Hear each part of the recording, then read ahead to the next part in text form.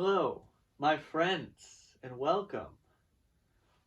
I'm here beside the fire with Gray Fur here, Shelby, and I have a Shamrock Shake, which means it is March.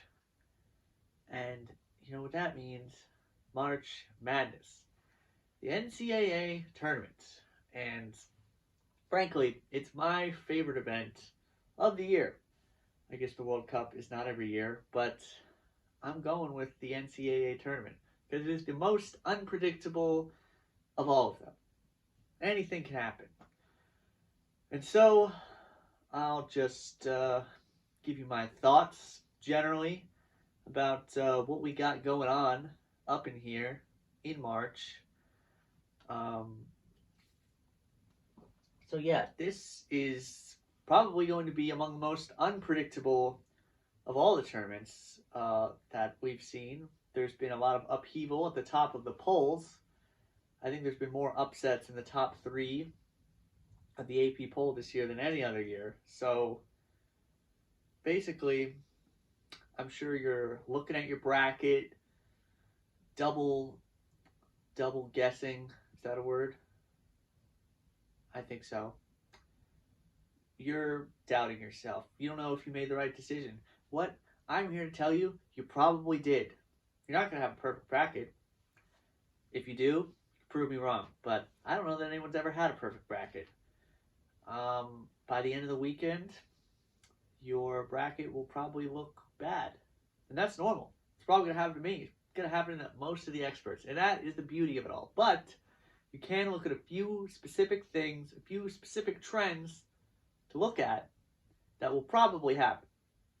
And the first of being that not all of the top seeds, being the one seeds, are going to survive the first weekend, which means they will not all make the Sweet 16. Now, my guess is Purdue will lose to Memphis, an 8 seed.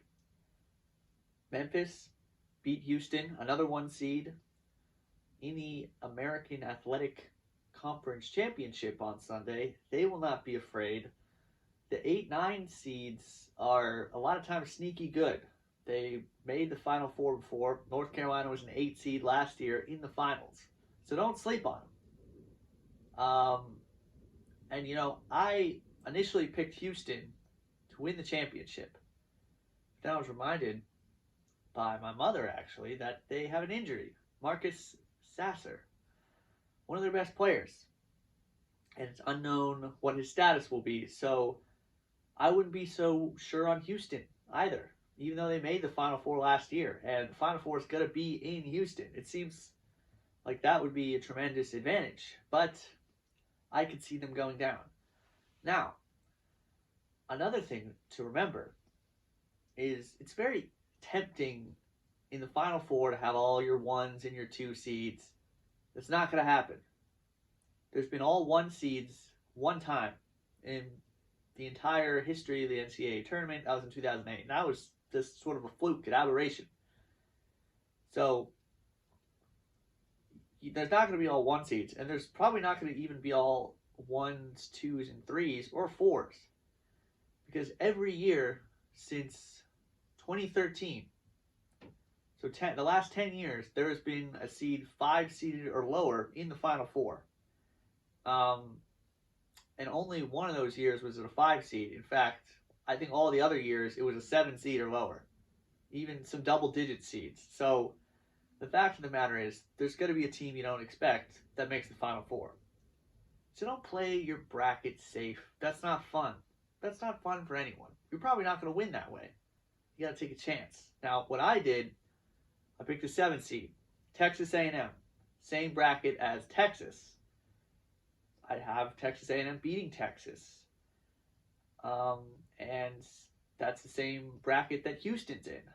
Now, I'm sure when they made the bracket, they were trying to set up a Houston-Texas matchup. I don't see it.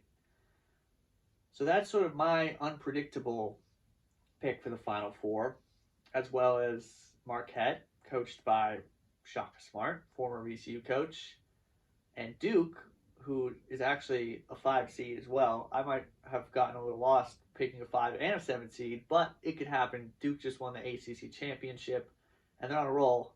And then finally, I picked Gonzaga. So I actually have no 1 seeds in the Final Four. That honestly probably won't happen. There probably will be at least one 1 seed. And Kansas has a good chance, but I have Gonzaga. And I'm kind of a hypocrite because every year you hear about Gonzaga winning the championship. It never happens. And I always seem to pick them to win, and they never do. And I heard people picking Gonzaga this year, and I was like, come on. We've been down this road. I initially picked Houston.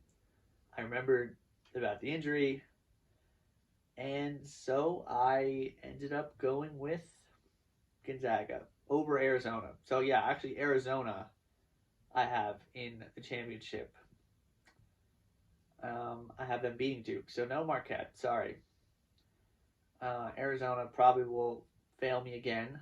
That's okay. And then finally, you got to pick a big upset in the first round. So I got UCLA, 2 seed, going down in the first game. They have an injury as well. Pac-12 Defensive Player of the Year, freshman on their team, is out. So that means they could be vulnerable. And I have UNC Greensboro beating them. 15 seed, but they won 27 games. So I think they could at least win 1 game out of the gate. I think one of the top 3 seeds at least is going down.